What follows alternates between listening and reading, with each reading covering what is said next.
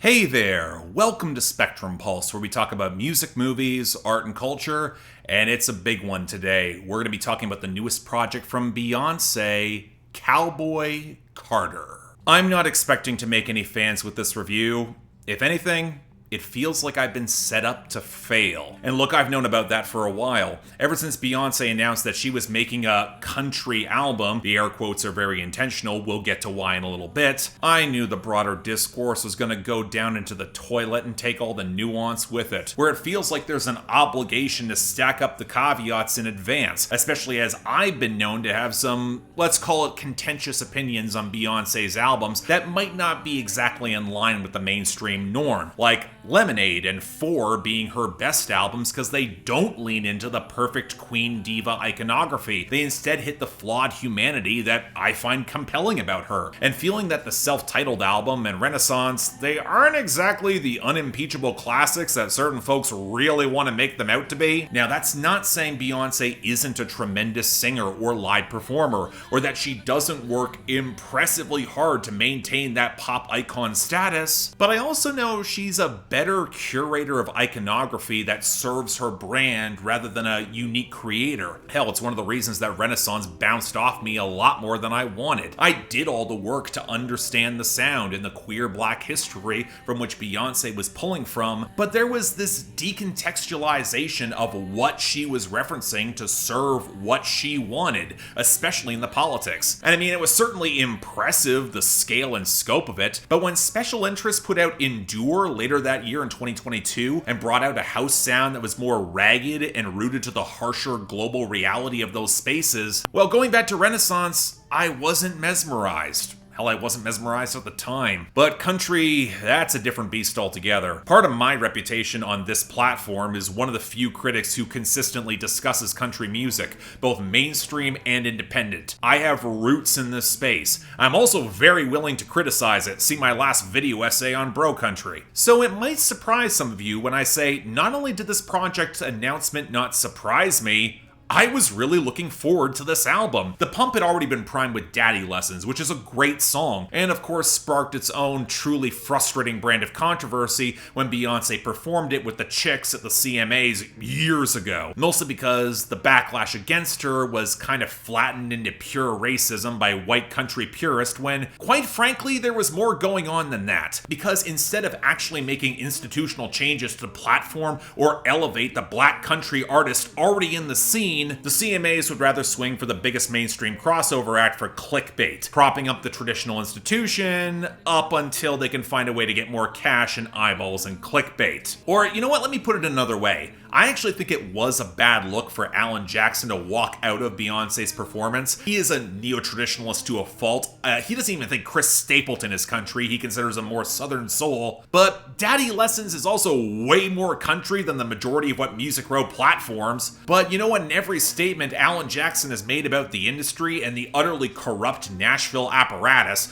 including some of his own stunts at the CMAs, well, I get where he's coming from at the very least. But when the buzz started circulating around COWBOY CARTER, I knew that Beyonce's return to country as a genre, it was gonna be loaded, but you know what, that's also not inherently a bad thing. The ultimate thematic framing of Beyonce's grand artistic statements by her and her team frustrates me, but she and her team also absolutely do their homework. And if Beyonce wants to further expand the profile of black women in the history of country music, I consider that a huge net positive, especially for pop audiences that don't know that history. There are so many different frames of reference in which to explore history, and you know what, I'll say it. Critical race theory applied to the institution of American country music, I think that's incredibly valid, and Beyonce's got the clout to maybe pull it off. Now, you could argue that the timing of this album is kind of opportunistic, given the explosion of mainstream country acts on the charts, but I don't really buy it, doesn't really matter to me. Beyond the fact this album was planned for before Renaissance, if Beyonce's on a journey to retrace and reclaim her artistic roots, Texas country was always going to be a stop on that journey, and if she kept the tones warm and organic, it could even be a huge boon to her,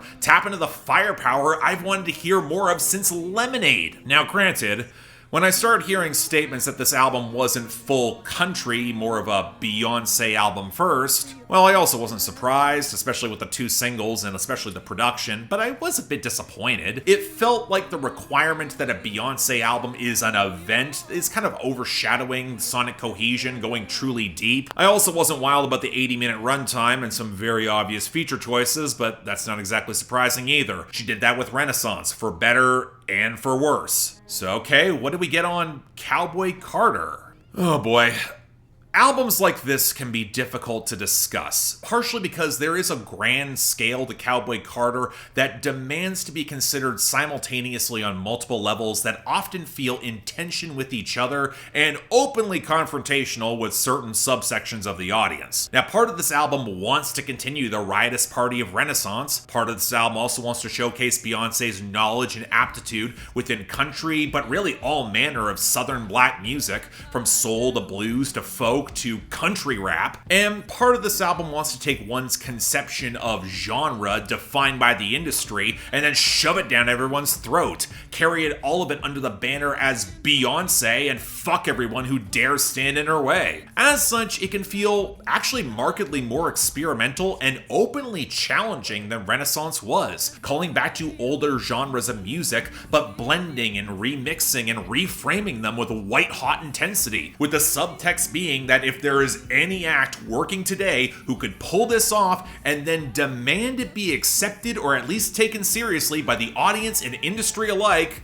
it's Beyonce. More than ever, this is a project that leans on her performances, unquestionably the best part of this album and why I frankly believe it works at all. But at the same time, for a project that is so thorough in building its worldview in Beyonce's image and shadow, if you dig even a little bit past the blinding glare, which a lot of folks and critics will just refuse to do because it's uncomfortable work and exposes you to plenty of backlash, see my comments, well-meaning or otherwise, you'll find a bloated, wildly inconsistent, and compromised album that can neglect some of the execution to attempt to make the point where self-awareness of the power of Beyonce and her brand, it becomes a lot more revealing of what was chosen and what was left out. In other words, I saw some folks on social media call this Beyonce's rattle and hum to make a U2 comparison, and I honestly don't think it's far amiss, as well as being a very apt continuation of themes and questions I had with Renaissance. And while I think I like this more, I would struggle to say this is great, or close to her best.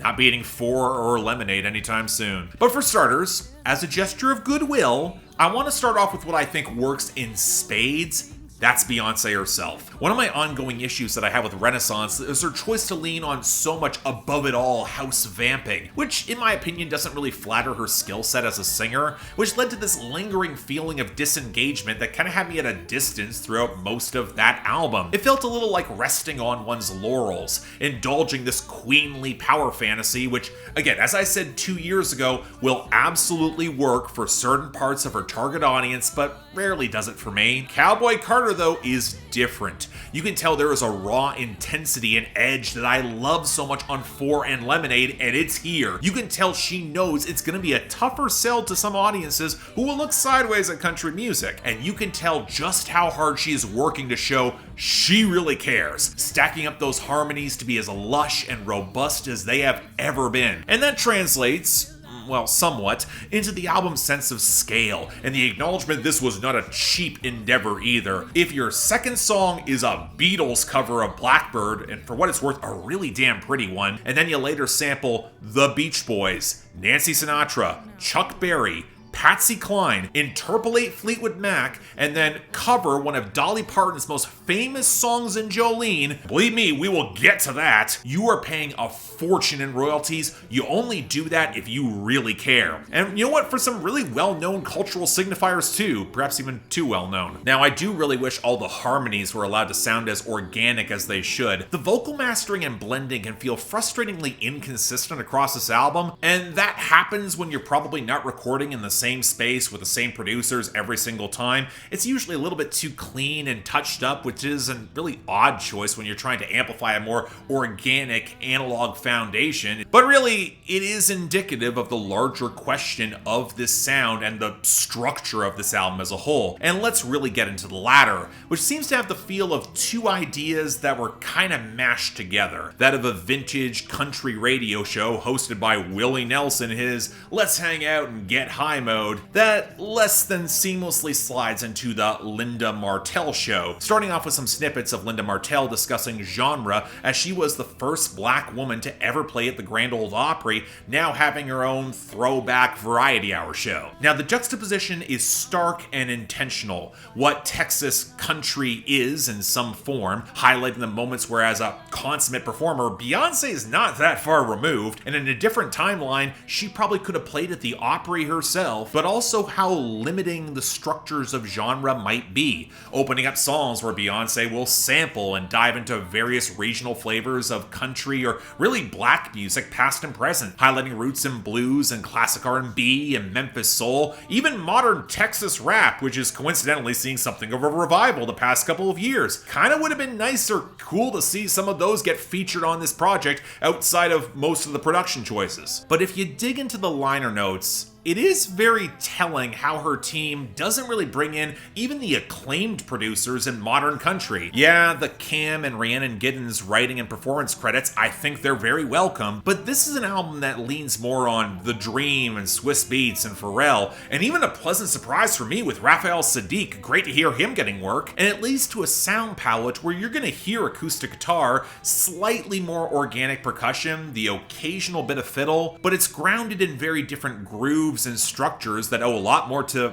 well, Beyonce's usual sound in pop and R&B and soul. The closest we get to country-leaning production, it comes from Sean Everett and Jonathan Rado on the Miley Cyrus duet Two Most Wanted, and they're both predominantly working in indie rock, like acts like the War on Drugs. Although, incidentally, they do nail the sonic palette here, the fiddle sounds terrific, and Beyonce and Miley have better vocal chemistry than I think Beyonce has had with anyone since Destiny's Child. That includes her husband. It's a tremendous highlight. Now, it's kind of an utter shame that Beyonce follows it with Levi's Jeans, where the mix is milquetoast and Post Malone sounds abysmal minus his usual production, especially alongside Beyonce. But hey, you gotta include that pop crossover concession somewhere. We'll absolutely get back to that. But overall, like with Renaissance, Beyonce's voice is often the most prominent element in any mix outside of the groove, but with a little bit less groove to work with and a reliance on some heavier mid-tempo ballads, the songs start feeling very skeletal,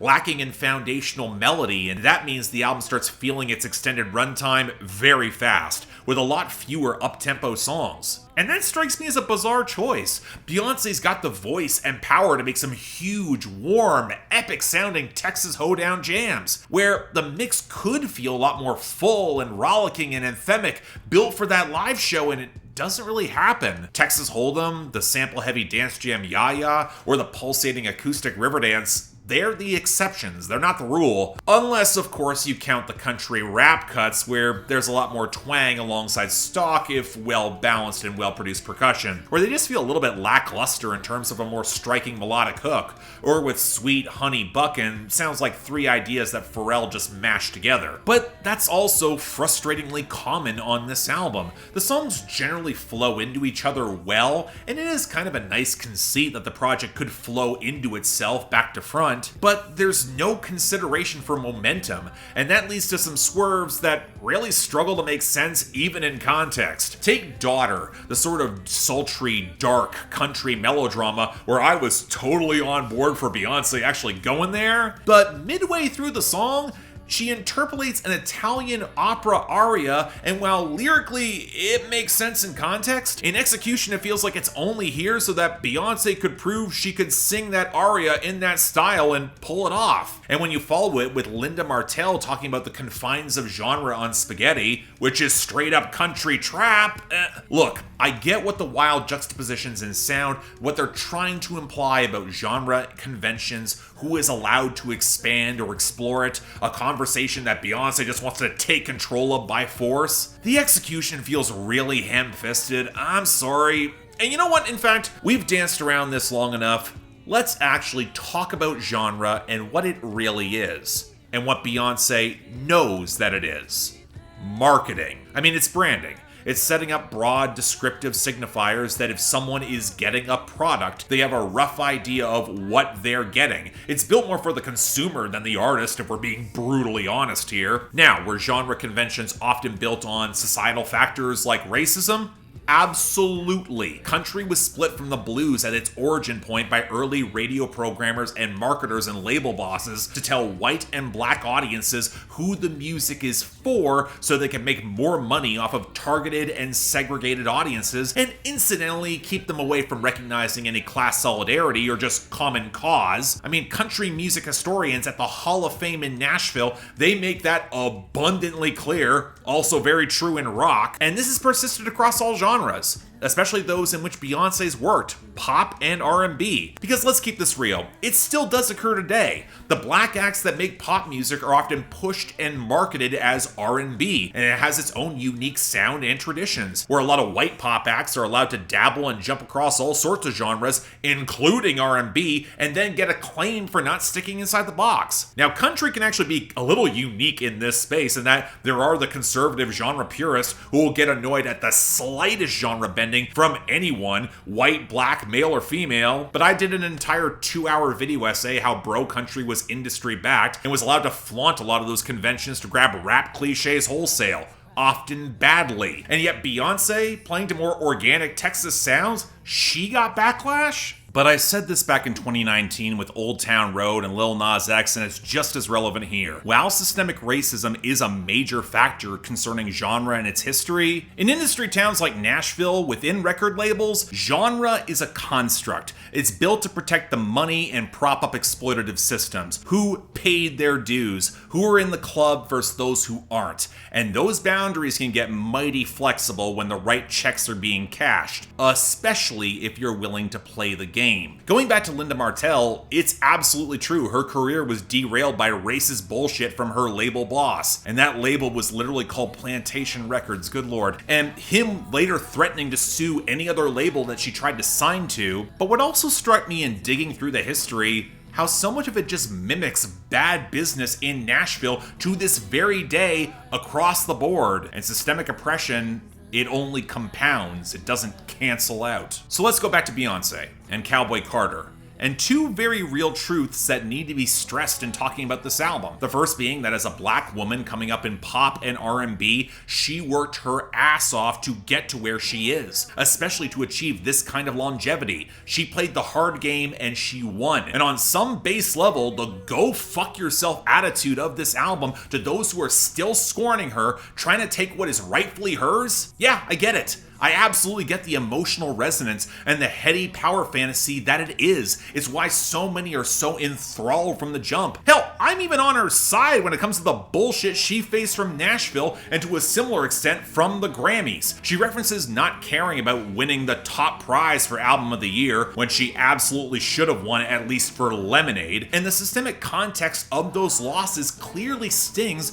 when she's so talented and not getting the acclaim, despite having actually played the game. But it's also fundamentally true that Beyonce has had the benefit of excellent management, her label supporting her, her husband being a top-tier rapper, businessman, and mogul, and that's translated to billionaire status. I mean, talent and hard work is absolutely there, but opportune circumstance, good connections, her support did a lot of heavy lifting as well, and her access to resources has only grown greater with time. And you know, that is a massive complicating factor when it comes to drawing those genre parallels by just making about the sound or the art, when you don't acknowledge how utterly unique and against all odds Beyonce's situation is. I mean, that's how odds work, and how really it doesn't remotely mirror the vast majority of artists working today, especially other black women in Nashville. That's not to disparage those who Beyonce brought on board for this album. The harmonies on Blackbird are striking.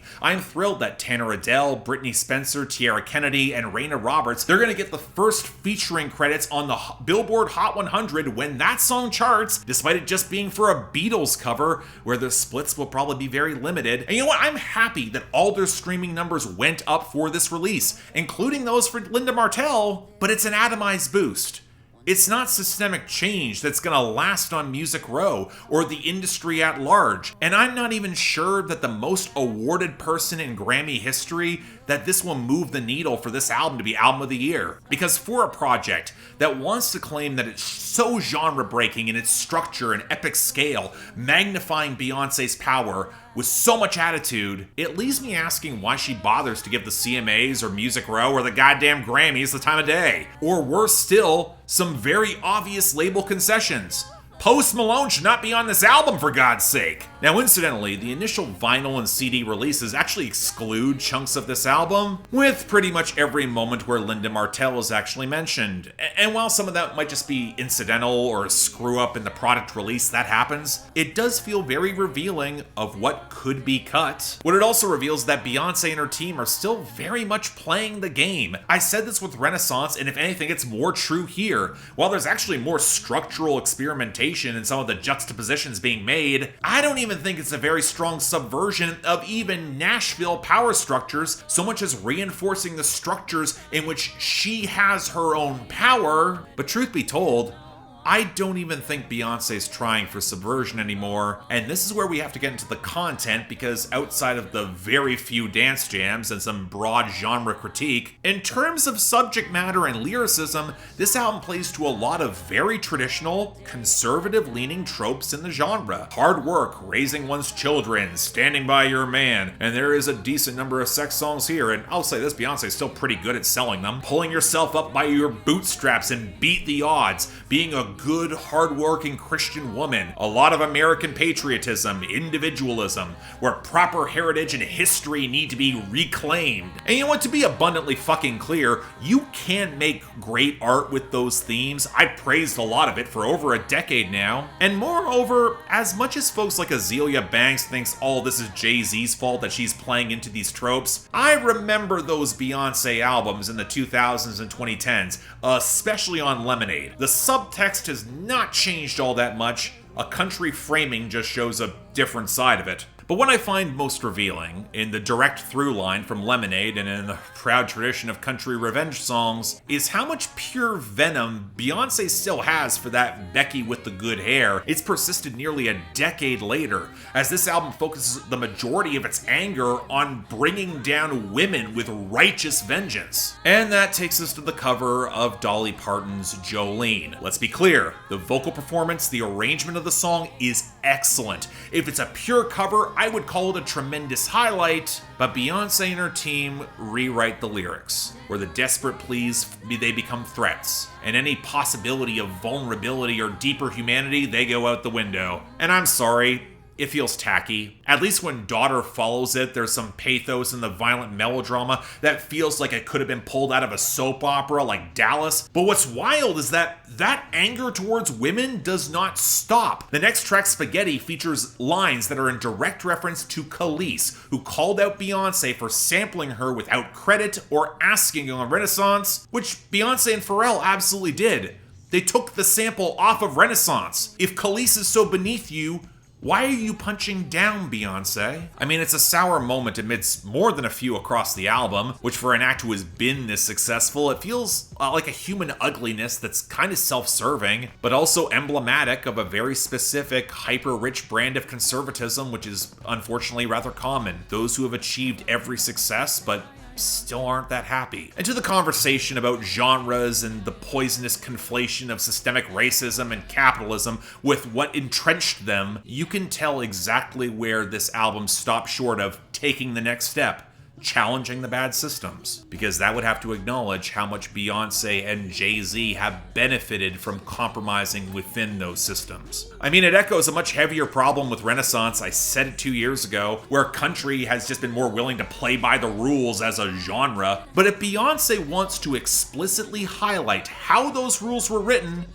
go all the way. I'll be honest, it's kind of heartbreaking she doesn't, because Beyonce has the power and influence to reach out to women, white and black, in the industry to speak at length about how Music Row has fucked them over, never giving them the fair shake if they don't play by the rules. Or even if they do. Ask Yola, a black woman with a tremendous voice and great acclaimed albums. She's working in and around Nashville and country. She's never sniffed radio crossover. Ask Nico Case, who's still blackballed from the Grand Ole Opry to this day. Ask Maren Morris. Hell, ask any of the High Women, a supergroup that Nashville could not promote worth shit in 2019, despite being one of the best albums that year. You think Beyonce couldn't have found pathos working with Amanda Shires post-divorce from Jason Isbell after a project like 2022's Take It Like a Man? Ask Carly Pearce, who saw her ex-husband's flailing career get as much of a shot of life in the arm as hers did in the wake of her divorce. And her album was excellent, his wasn't. Hell, ask Casey Musgraves. Even beyond her own divorce, she's a woman from Texas who was blackballed from country radio, only got to #1 in the Hot 100 a decade later after she broke through, thanks to Zach Bryan and I Remember Everything, where Nashville radio made the choice to lose money, deliberately did not play the song, but she won Album of the Year at the Grammys. That might speak for itself. And you know what? Fuck the Grammys for that one too. Dirty Computer was right goddamn there, and that's a better album than Golden Hour. I said it at the time, I'm saying it now. But if you're looking at all this critique and you're thinking, Mark, you're being unfair. Beyonce is not going to fix these systems. She should not be expected to. This sort of systemic critique is why a lot of you leftists don't enjoy art. You need to meet art where it is and not care if it aligns with your politics. Yeah, honestly, there's truth in that. And I want to make this abundantly clear. This is not a purity test for Beyonce or whatever, although I am of the belief that if you have this much power and resources, you face more critique, not less. But truth be told, if Beyonce had just made the pure country album with plenty of fiddle and pedal steel, stacked the harmonies as rich as she does here, I'd be tempted to call it one of her best, even if it played to a lot of the same subject matter. It'd probably be brash as all hell, but I would probably get on board. I know myself. I also know that if she did all the genre bending anyway, and didn't frequently draw so much attention to these old bitter grudges, and how she's kind of flaunting genre conventions, just let the songs speak for themselves, I honestly think this could have been a lot more effective in its thematic arc, especially if there was a few more bangers. That sort of historical metatext, it's got a lot of richness for me. I know what I like. But that's where the tension lies. Beyonce is a consummate entertainer, looking to explore the genre that's very clearly near and dear to her, maybe push it further so she makes sense in the space. But the need to pair it with the import of Beyonce, the neoliberal icon, and the mountains of bad discourse that come with it, especially by folks who proudly know very little about country except their proclamations that Beyonce is now queen of it, it forces the album itself into a weird, thorny, compromised place. And the sad thing is I can't even get mad at folks in mainstream or indie country circles who are over the moon praising this album. They're doing so with hope. They want to believe that someone of Beyonce's talent and influence can do the unthinkable, make the bad systems even a little better, inform more folks of country's layered history and black roots, or hell, you know what, maybe they're just happy she's patronizing the genre they're in and they bought into the hype. Probably that's true too. Man, I wanted to. And hell, again, when the album gets out of its own way, there are great moments here. I'll say it again. The cover of Blackbird is gorgeous. Texas Hold'em, I still think it's a lot of fun, even if that whistling outro owes a lot more to Edward Sharpe than any country. I really like the brittle acoustics and the harmonies on Alligator Tears. The kind of sour edges to the love song were really effective. The build-up of Just for Fun with Willie Jones was terrific. Yaya's gonna work on a lot of dance floors this year, especially in the summer, and for great reason. And Two Most Wanted, it's an absolute pop country crossover smash that with any justice, it's gonna be huge. Probably my favorite song from either Beyonce or Miley in years. Hell, you know what? Daughter is ridiculous, but I respect the melodramatic vamping and experimentation probably more than I should. I don't think the song really works, but it's kind of glorious. But as a whole, Cowboy Carter is pretty good. It's not great. At least once you get a handle on what it even is. It's more country in ethos and content than sound, with some stunning highlights, but really it's an album, again, defined by its tension. It's sprawling, it's an epic full of brittle, spotty compositions, unkempt sequencing, and production that sporadically pays off the climaxes, delivered with a righteous fervor to set Old Glory ablaze, but you're ultimately not going to do that. You're holding it high so everyone can see you. It's some of Beyonce's best ever performances that kind of hang lonely in the wind, so the circle may never be unbroken. Really, it's her American dream and her American heartbreak, which on some level for her sounds like two sides of the same coin. Make of that what you will. So yeah, thanks a lot for watching. If you'd like to like and subscribe, I would be extremely grateful. This review is going to be contentious, I know. Have fun in the comments. I'm probably not going to read very many of them unless it gets truly stupid. But again, keep in mind, this is country's my wheelhouse. I've been reviewing Beyonce for over a decade. I might have some mild clue of what I'm talking about. Who knows? Beyond that, though, anything else I might be able to do to improve my presentation, I'm all ears. If you all want to get involved in helping support the channel, or just argue with me in my Discord, or get albums on my schedule, link to my Patreon is right over there. Please, again, you don't have to. Tough times, I understand. Options available. Also, one more thing. I think the next couple reviews are going to be a lot of country, both indie and otherwise. I think that needs to have a little bit more platforming as well. I mean, I'm one of the people in the space who will do it. Might as well. But until then, I'm Mark, you're watching Spectrum Pulse. I'll see you next time.